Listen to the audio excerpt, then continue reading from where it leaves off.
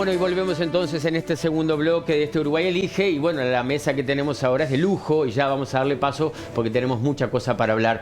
Alain Mizrahi, gracias por estar. Muy buenas noches. Buenas noches, gracias por invitarme. Por favor, un placer. Alain Mizrahi, fundador y director del Grupo Radar, desde la creación de la misma del año 1997. También es docente de la Cátedra de Marketing de la ORT desde hace 30 años. Y también engalana la mesa Daniel Buquet, politólogo. ¿Cómo estás, Daniel? ¿Qué tal? Buenas noches. Gracias por venir. Un placer tenerte. Es doctor en Ciencia Política por la Facultad Latinoamericana de Ciencias Sociales, la Flaxo de México.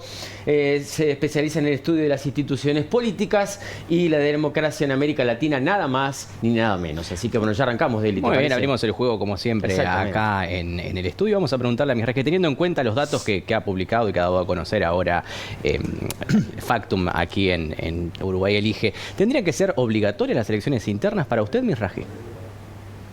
¿Es una pregunta personal? Bueno, podría ser. Teniendo en cuenta, ¿no?, de que viene en decadencia la participación de Creo las que personas. independientemente de lo que dé la participación o lo que haya sido la participación en el pasado, mi postura personal, y me hago cargo, es que no debería ser obligatoria ninguna elección. O sea, la gente debería ser libre de ir a votar si tiene ganas de ir a votar, si le parece que hay una oferta que le satisface, y si no hay oferta que le satisfaga o no tiene interés, simplemente que no vaya a votar. Lo que termina sucediendo, y sobre todo en escenarios muy competitivos, donde una elección puede ganarse o perderse por 30.000 votos, es que quienes terminan decidiendo la elección son las personas menos informadas, menos politizadas, con menos interés en la política, y que toman su decisión a último minuto solo porque es obligatorio y en función de lo que le dicen su grupo de pertenencia. Claro. Y al revés, Alain, ¿qué pasa con esos países donde no es obligatorio y la decisión del futuro de ese país queda en manos de un 30% de toda la población? Bueno, mirá, yo viví en Francia unos cuantos años, en particular en el año 88, cuando habían elecciones presidenciales, fue la reelección de Mitterrand, votó el 85% de la población. 85% en un voto no obligatorio, y también en las elecciones legislativas que hubo inmediatamente después. Ahora en las elecciones europeas, que hubo hace muy pocas semanas, votó poco menos del 50%. Elecciones europeas, del Parlamento Europeo, o sea, algo que resulta bastante lejano. Claro. Vamos a ver cuál es la participación ahora en las elecciones legislativas anticipadas del domingo, pero va a ser alta, a pesar de que es una elección no obligatoria. Claro. Claro. ¿Y Buquet coincide o no? Claro. El hecho de no votar también es una demostración, no es una decisión. También está diciendo algo también, como dice Mizrahi, ¿no? No estoy de acuerdo con la oferta que me están proponiendo. ¿Y Buquet coincide con esa mirada o tiene otra distinta, un matiz? Bueno, no. Desde el punto de vista personal, yo estoy de acuerdo con el voto obligatorio, pero el fundamento es académico. Los estudios sobre participación electoral muestran que precisamente, algo que dijo Alain, lo que pasa es que él lo valoró negativamente, pero la participación obligatoria y el incremento de la participación electoral por los medios que sea, que no necesariamente es la obligación de concurrir a las urnas, favorece la participación de los sectores más desaventajados de la sociedad. Esto está demostrado. Y mucha gente entiende que esto es positivo. Y de hecho hay estudios, por ejemplo, que muestran que en los países donde es mayor la participación electoral, son mayores las políticas públicas de redistribución del ingreso. Entonces, desde el punto de vista de la posición personal, también esto implica como una especie de posición ideológica, ¿no? Ahora, la pregunta es sobre las internas. Esa fue la pregunta inicial. Sí. Porque estamos hablando de elecciones generales. Uruguay es un caso extraño, tiene un voto obligatorio muy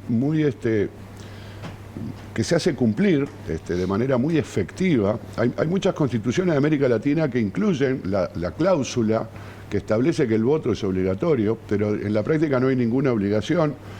De hecho, en Argentina hay sanciones, pero yo entiendo que prácticamente no se aplican. Argentina es el país que más vota luego de Uruguay, y Argentina es el único país que puso elecciones primarias con voto obligatorio. Las PASO. Sí. Perú le copió la ley, pero Perú ni siquiera las hizo, ¿no?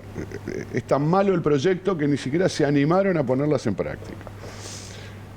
Las elecciones internas de los partidos tienen otra lógica, porque vos no estás decidiendo el gobierno, estás decidiendo, bueno, los candidatos. La primaria presidencial estás eligiendo al candidato a presidente, ¿no? Bueno, después en Argentina las primarias son para todos los cargos. Acá hay competencias fuera de la presidencial, dentro de las internas de los partidos para otros cargos. ¿Como por ejemplo?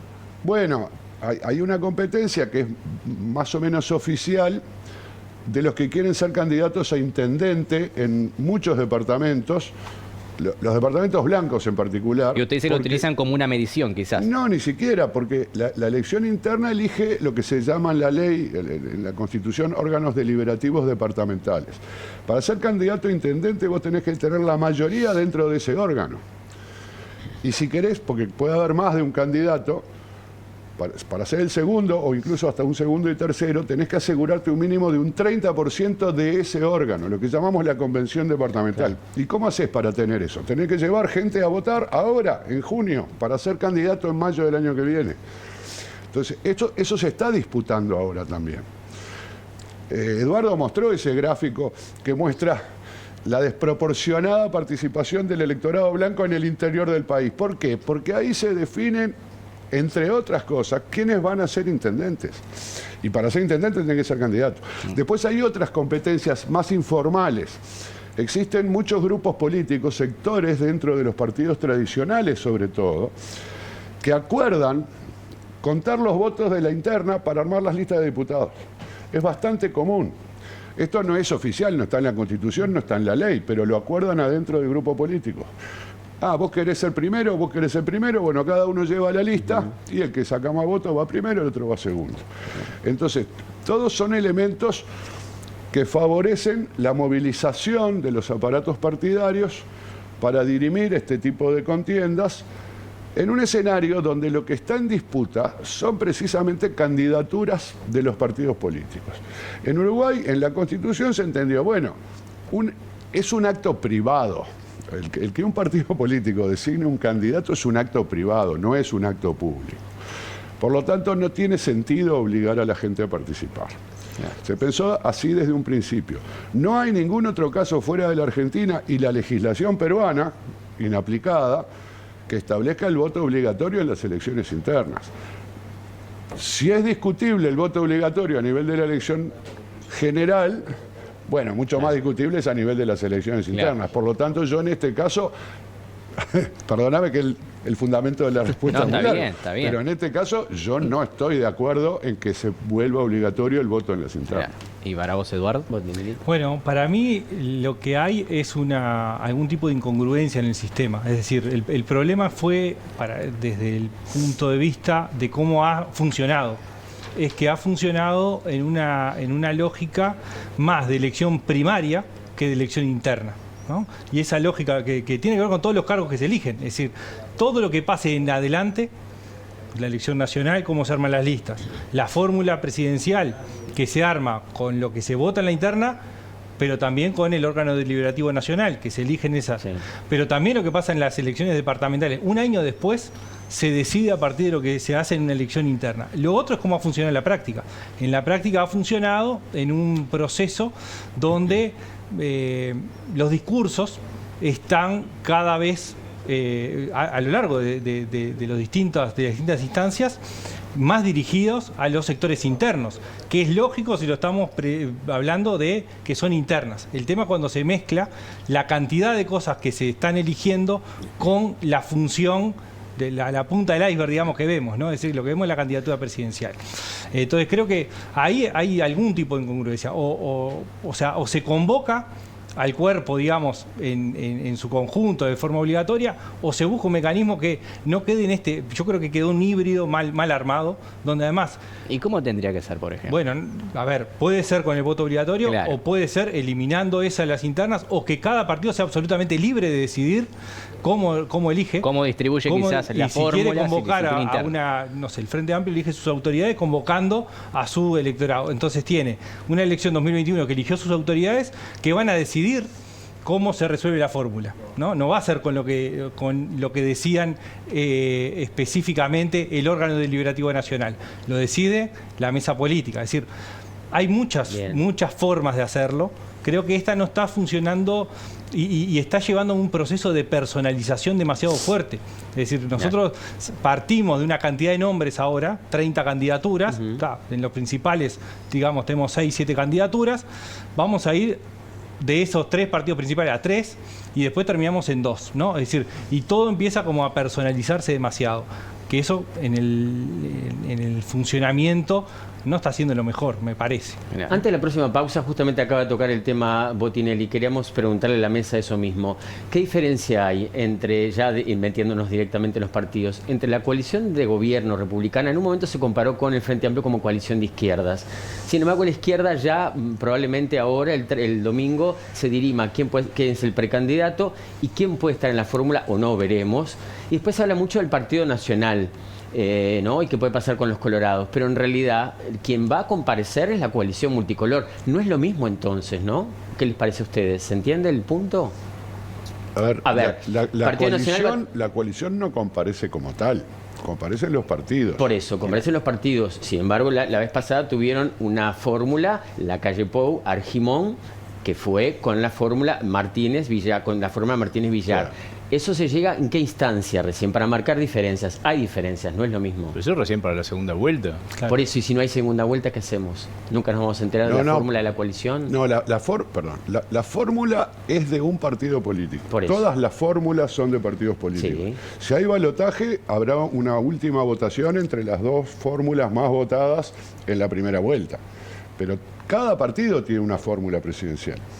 Luego, que entre la primera y la segunda vuelta se forme una coalición detrás de alguna de esas fórmulas, o de ambas, es un elemento que puede ocurrir, que muchos encuentran conveniente que ocurra, y muchos piensan que va a reproducir la configuración de la elección pasada. Es decir, que los mismos partidos que acordaron apoyar... Y eso lo dijo Manini, Manini Ríos. Exacto, Manini lo dijo eso. Claro. Bueno, por eso, es posible que esto ocurra. Yo creo que es muy previsible que esto ocurra. Pero entonces los bloques no son iguales, porque tú me hablas de los partidos. Para nada iguales. Ahora sí, porque se habla mucho de eso, pero la vertiente, el Partido Socialista, el Partido Comunista, no tienen cada uno su fórmula. Como no, por supuesto. El Frente Amplio con toda seguridad va a llegar con el primero y con el segundo. Claro. Y recién después nosotros vamos a conocer por parte de la coalición, por parte del Partido Nacional, cuál va a ser la fórmula y después todos se aglutinan, como pasó con la coalición. Claro. Creo que es eso lo que yo quería decir, porque no es lo mismo, porque se habló de la misma. Bien, pero dos bloques grandes. Partimos de la base de que vamos a tener fórmula quizás del Frente Amplio el domingo, vamos a tener una fórmula del Partido Nacional el próximo domingo también. Y todavía no tenemos fórmulas de algunos partidos. Claro, pero la coalición, quien sea la fórmula, es de un solo partido, ¿me explico? No va a ser un colorado y un blanco o un cabildante. Eso me parece bastante distinto. No sé, ustedes también, no sé. Bueno, hay uno de los nuevos partidos que se presentan ahora y que tienen que sacar por lo menos 500 votos para poder presentar una candidatura en octubre. Justamente lo que busca es eso, o lo que está previendo es eso, que tarde o temprano, o sea, su postura es que tarde o temprano se va a terminar formando dos bloques, o sea, al igual que existe el Frente Amplio, al igual que el Frente Amplio se formó como coalición, pero terminó formando un único partido, tarde o temprano va a pasar lo mismo con el otro bloque, digamos, y que van a tener que ir todos tras una misma fórmula. Por eso que se están presentando e iniciando su recorrido político. O sea que estos 5 años no alcanzó para amalgamar la coalición. Seguimos en la misma dinámica de la elección anterior. Bueno, se ha hablado mucho. Muchos han tirado la iniciativa en distintos ámbitos, en la prensa, en espacios de televisión. Quizás también para Montevideo con la concertación, ¿no? De llevar todos los partidos uno, que luego después no funcionó. Esa concertación, bueno, es de lo que varios políticos de distintos partidos hablan, que ya debería existir para la primera vuelta. Ahora tenemos el partido con el nombre de Coalición Republicana registrado, que además tiene un candidato presidencial. Tiene un candidato. porque están obligados a tenerlo, no porque pretendan presentarlo, porque no lo van a presentar. Un ex colega. Exactamente, un periodista. Pero ese partido, que se llama Coalición Republicana, está previsto para presentar candidaturas a intendente en Montevideo, Canelones y Salto en mayo del año que viene. Digamos que ahí existe efectivamente esta vocación unitaria de los partidos que hoy integran la coalición, pero yo creo que esa vocación unitaria es una vocación muy dependiente de la necesidad. No es que nosotros queremos estar juntos independientemente de las circunstancias, no. Nosotros nos juntamos porque lo necesitamos. Pero tiene un fin para sacar a alguien. Eso. El Frente Amplio tiene una condición distinta. No es que se juntaron los que por separado perdían porque si se juntaban tienen chance de ganar. Se juntaron por es un proceso complejo, pero más sustantivo, de convergencia programática, ideológica. Y tienen un programa único. Bueno, hay un programa único, a diferencia del Frente con Amplio, la coalición multicolor, lo que fue el compromiso país. Claro. Pero el Frente Amplio parte de la base de tener un programa de gobierno en el que te tenés que ajustar. No, que, a ver, hay una diferencia sustancial. El Frente Amplio es un partido. Es un partido con sus propias estructuras, con sus candidaturas, con sus autoridades, con su sede. ¿No? O sea, hay una sede del Frente Amplio con sus autoridades y a partir de ahí se presenta y bien claro, aparte en el comportamiento electoral, quien vota al Frente Amplio en la primera vuelta está votando a una candidatura que va a ir en la segunda vuelta y no va a haber pérdida de votos, ya lo votó en la primera vuelta. La coalición como tal es una formación que se hace de una suma de partidos que comparecieron en forma separada, por algo lo hicieron en forma separada, y en la segunda vuelta llegan a un acuerdo para apoyar una candidatura. Y hay pérdida de votos. Desde el 99 al 2019, cada vez que hubo suma de partidos apoyando una candidatura, sacó menos que la suma de esos partidos en la primera vuelta, ¿no? Entonces, ahí hay una diferencia sustancial, que es la existencia del partido. Ahora va a existir, si digo existe, hay que ver si ratifica los 500 votos, un partido de la coalición republicana con los fines que decía Daniel. Es un fin de arquitectura electoral para lograr obtener un resultado, no con un fin de un programa único para presentarse a la elección nacional. Bien, si les parece bien, hacemos la segunda pausa y ya seguimos, y quizás en la próxima ya nos metemos en lo que tiene que ver con las posibles fórmulas, como la ven los politólogos. Hacemos la pausa, ya seguimos.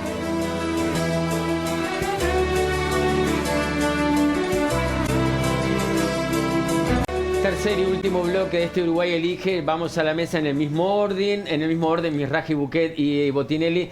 ¿Puede haber alguna sorpresa el domingo? ¿Ya están las cartas echadas? ¿Qué les parece, Misraji? No están las cartas echadas, nunca están las cartas echadas, y menos en una elección voluntaria. Bueno, en el Partido Nacional todo parece indicar que están las cartas más echadas que en el Partido Colorado y en el Frente Amplio. En el Partido Colorado, todas las encuestas tienen exactamente el mismo problema, que es lograr conseguir una muestra suficientemente grande de personas que afirman que seguramente irán a votar dentro del Partido Colorado, como para poder extraer conclusiones que sean contundentes. Cuando las muestras son demasiado chicas, el margen de error es mucho mayor. Por lo tanto, si las diferencias entre uno y otro candidato no son enormes, es muy difícil decir siquiera la tabla de posiciones, ¿no? No hablo ni siquiera de ponerle porcentaje, pero dar la tabla de posiciones se vuelve realmente complicado. Entonces, y más teniendo en cuenta, en el caso del Partido Colorado, que hay algunos departamentos del interior donde el Partido Colorado va a votar muy bien en relación a los demás departamentos. Y esos departamentos, en esos departamentos, son Salto y Rivera, tienen, los distintos candidatos tienen distintos niveles de apoyo, significativamente. Entonces, es muy difícil pronosticar qué es lo que puede pasar en el Partido Colorado. Bueno, más o menos todas las encuestas están diciendo lo mismo en cuanto a la tabla de posiciones, el ranking. Y en el Frente Amplio,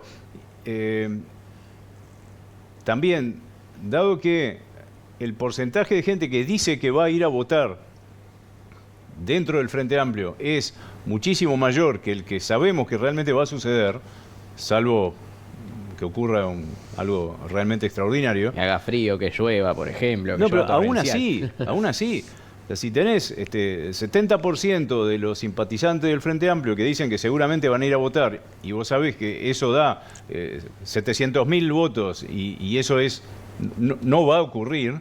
Entonces, bueno, esos que no van a ir a votar y que sí te están diciendo que van a ir a votar, ¿y a quién van a votar? Bueno, ¿qué es lo que pasa si sacás esos que hoy están diciendo que van a ir a votar y realmente no van a ir? ¿Cómo va a quedar cómo van a quedar los porcentajes entre los que realmente van a ir a votar? Entonces, ahí hay, para mí, otra incógnita. O sea, para mí la diferencia entre los candidatos no es lo suficientemente grande como para poder afirmar algo en cuanto a lo que va a pasar el domingo. ¿Para usted, Buquet? Mira, lo primero que te diría es que no se pueden pronosticar sorpresas, porque si no, no serían sorpresas. Porque ya fueron pronosticadas. Como yo no tengo ninguna empresa consultora, ni estoy haciendo encuestas por el momento, me voy a tomar la libertad de referirme a todas las empresas en todos los periodos de elecciones internas. Efectivamente ha sido muy difícil para las empresas estimar con cierto grado de precisión el que uno aceptaría como ideal el porcentaje de votos de todos los candidatos, incluyendo el porcentaje de votantes que van a participar en esa elección. Pero en realidad lo que han hecho las encuestadoras, todas las empresas encuestadoras hasta ahora, es, salvo alguna excepción, acertar al ganador de todos los partidos. Así que yo te diría, si yo tengo que hacer una penca ahora, yo pongo a Orsi en el Frente Amplio, a Delgado en el Partido Nacional y a Ojeda en el Partido Colorado. La interna del verde animalista es la única que me genera una alta incertidumbre. Bien. Ahora, así como que te digo, prácticamente todas las empresas en 5 ciclos electorales hasta ahora, este es el 6º, es decir, si ponele 4, más de 20 y pico de pronósticos, casi todos, menos 2, ponele, acertaron al ganador. Sin embargo, la mitad de esos pronósticos tienen diferencias de más de 10 puntos porcentuales respecto de la diferencia entre el primero y el segundo. Este dato lo estoy sacando de un artículo del economista Esponda que lo publicó en La Diaria. No quiero atribuirme el mérito o la capacidad mental de recordar de memoria estas cosas. No lo procesé yo. Es decir, por un lado, las encuestas nos permiten saber con mucha, no 100%, pero con mucha precisión, quién va a ser el candidato presidencial de cada uno de los partidos.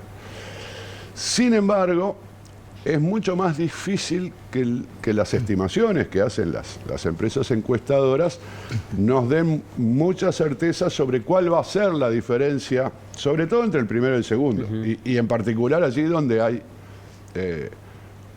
una competencia más cerrada, ¿verdad? Entonces, yo creo que el panorama está bastante despejado. ¿Qué podrá pasar? Bueno, sí, que alguno que veíamos muy lejos en la competencia termine muy cerca del primero, que algún partido muy pequeño, incluso algún partido nuevo, vote bien quiere decir unos cuantos miles de votos.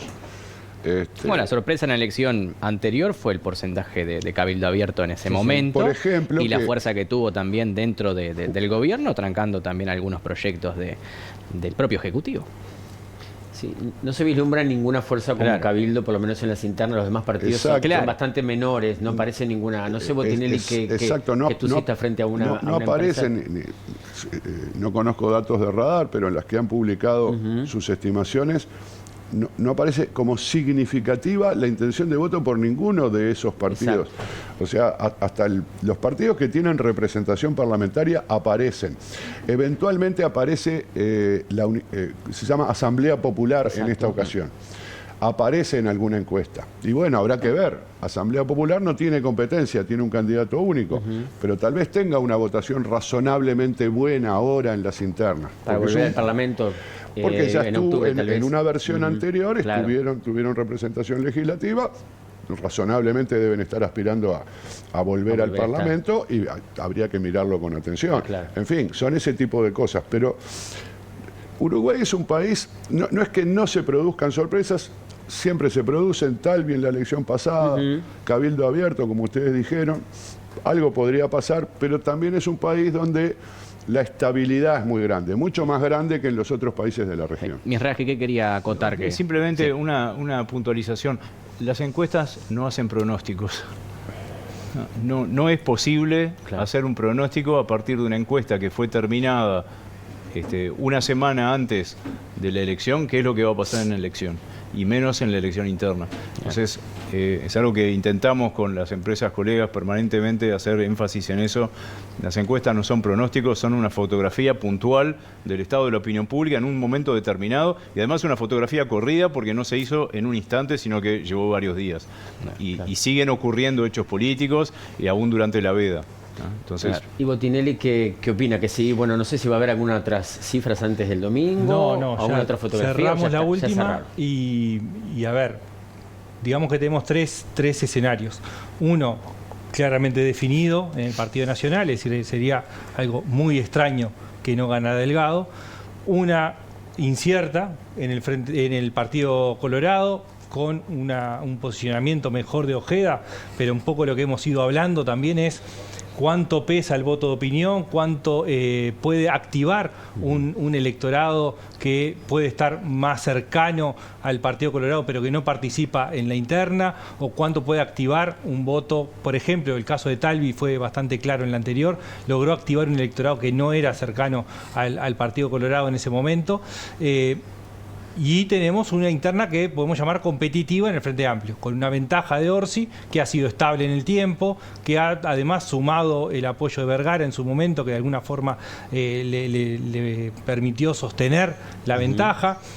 Entonces, la gran incógnita, que es un poco lo que veníamos hablando también, es, bueno, ¿cuánta gente va a votar y qué gente va a votar? Pues si bien van más o menos de la mano, no es lo mismo que haya un corrimiento hacia el voto joven, por ejemplo, o que haya más participación de un voto joven que un voto más veterano, digamos, que lo tradicional, es decir, si se activa un voto joven, si se activa un voto de las mujeres, con más participación de mujeres que lo que hubo en otros. Bueno, esas son algunas incógnitas. Lo territorial que veíamos antes, cuánto esa foto que tenemos del 2019 se sostiene, cuánto es el peso de Canelones en la participación en la interna del Frente Amplio, es un dato también, así como veía las otras. Es decir, hay muchas incógnitas que no tienen que ver solamente cuánta gente, sino quiénes, ¿no? Claro. Quiénes en términos de perfiles sociodemográficos. Claro, hablemos de propuestas, hemos hablado bastante de las propuestas de los partidos políticos rumbo a estas elecciones del domingo. ¿Cómo lo han visto ustedes, Buquet, en cuanto a las propuestas? ¿Han habido propuestas concretas, reales, que se puedan llevar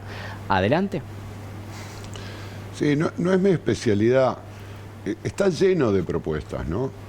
El tema pero no quizás propuestas efectivas, ¿no? Que se puedan llevar, porque Sí, pero algunos prometen y quizás después adversidades, distintas cosas que surgen en el día a día no se pueden llevar a cabo. Yo creo que hay, a ver, en general los partidos políticos, los partidos principales y los principales agrupamientos en torno a algunas candidaturas elaboran programas, tienen equipos técnicos y han publicado esos programas.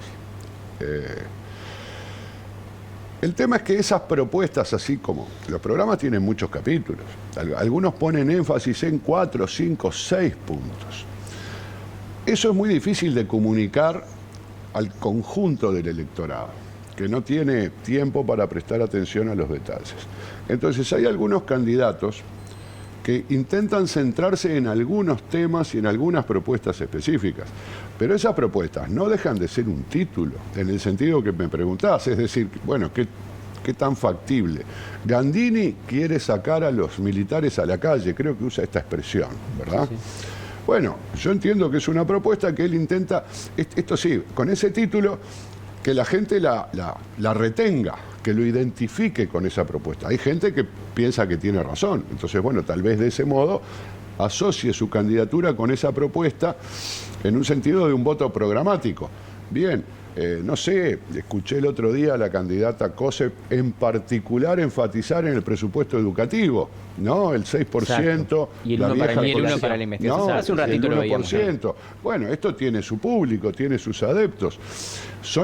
Ahora, ¿cómo se ponen los militares en la calle? ¿O cómo se le da el 6% del PIB a la educación cuando tiene, no sé, un 4,5%? Sí. No es algo así, bueno, mañana tenés el 6% o mañana tenés a los militares en la calle. No, no va a ocurrir. Tal vez no ocurra a lo largo incluso de un periodo entero de gobierno, ¿no? Hay un terreno, digamos, que es el de la elaboración programática, donde hay técnicos, donde el partido que gane tendrá a esos técnicos en cargos de gobierno vinculados a las áreas específicas, donde intentarán llevar esas ideas a la práctica, pero nunca una campaña electoral se va a basar en este tipo en propuestas que sean efectivamente y que estén claramente establecidas en términos de su implementación. Son eslóganes. ¿No estuvo más marcado por el tema de lo que se filtró, lo que no se filtró, el tirarse de dardos de un lado para el otro, que en cuestiones que la gente realmente necesita, que espera para mejorar su vida, Misraji? A ver, esos dardos, yo siempre lo asocio a una analogía con la Ámsterdam y la Colombes, ¿no? El Ámsterdam que insulta a la Colombes y viceversa, y los que están en el medio de la Olímpica, ¿les importa realmente eso? O sea, les importa en el sentido de mueve la aguja para un lado o para el otro en cuanto a su decisión de voto. Mi impresión es que no. Mi impresión es que muchísima gente, voy a cambiar lo que iba a decir. Sí. La elección se termina definiendo en base a la construcción de marcas personales de los candidatos y que poco tienen que ver, en muchos casos, con las propuestas, con el programa. O sea que eso cambió entonces, estamos más atrás de las improntas que atrás de un programa, ¿o no? Bueno, no sé si cambió o no cambió. Hoy tenemos más herramientas para medir eso que las que teníamos hace 20 años. Sí. O sea, cuánto pesan diferentes atributos en la decisión de voto, ¿no? Claro. La decisión de voto, al igual que la decisión de, perdón por usar vocabulario de marketing, ¿no? Pero como la decisión de compra de cualquier producto o servicio tiene un componente irracional muy fuerte. Si solo tuviéramos comportamientos racionales, solo compraríamos Bic de 20 pesos y nadie compraría una lapicera Montblanc de $400. Lo mismo en la decisión de voto. Hay parte de la decisión de voto que no es racional, que se puede medir, se puede analizar qué componentes son los que determinan finalmente que pongas una papeleta u otra en la urna. Eduardo, tenemos 30 segundos. ¿Cómo viste la campaña? A 30 ver, segundos. Rápidamente es lo que tú decías. También tiene que ver con el manejo mediático que se hace. O sea, qué lugar se le da a las propuestas en los medios y cuánto se le da a los escándalos. Bueno, seguramente funcionan más los escándalos que las propuestas. O sea, si ponemos a un político o un técnico a hablar media hora de sus propuestas, probablemente no lo mire nadie. Si ponemos esa misma media hora de ataques de unos a otros, probablemente sea más entretenido. Bueno, así más o menos ha ido funcionando, no solamente la política, sino también los medios de comunicación, ¿no? Qué capacidad de síntesis. Sí, la verdad que sí. Y así cierra la encuesta en la red social X que tenemos para compartir con ustedes en cuanto a si van a ir a votar este domingo. El sí, 64,8%, el no, 31,8%. Aún no decidí, un 3,4%, lo que ustedes han votado en su casa. Es bastante alto entonces. Misraji, Bouquet, Botinelli, muchísimas gracias por eso. Un placer. Es bastante alto porque la gente que mira este programa es gente que le interesa la política y entonces es muy probable que vayan a votar. ¿Sabés que coincidimos? Ahí coincidimos. Les agradecemos. Buenas noches. Que pasen muy bien. Ya se viene el básquetbol aquí a la pantalla de BTV. Sigan en la sintonía. Que pasen bien.